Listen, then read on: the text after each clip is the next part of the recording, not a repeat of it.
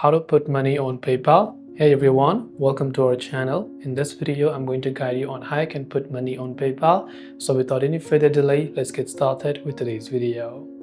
If you want to put or add money on PayPal, you go ahead and then launch PayPal first.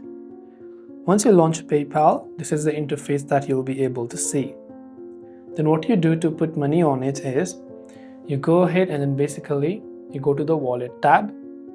Then make sure you've added a card. You can directly add a card by tapping on add card button, or you can add transfer funds you receive to your bank account, or keep your card info secure. So you can add a bank account or a credit or debit card.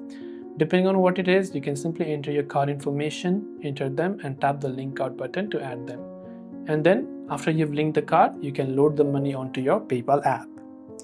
This way you can put money on PayPal. Hope this video helped you out, and if you have any questions, do feel free to leave them down below. Thanks for watching and see you in the next video.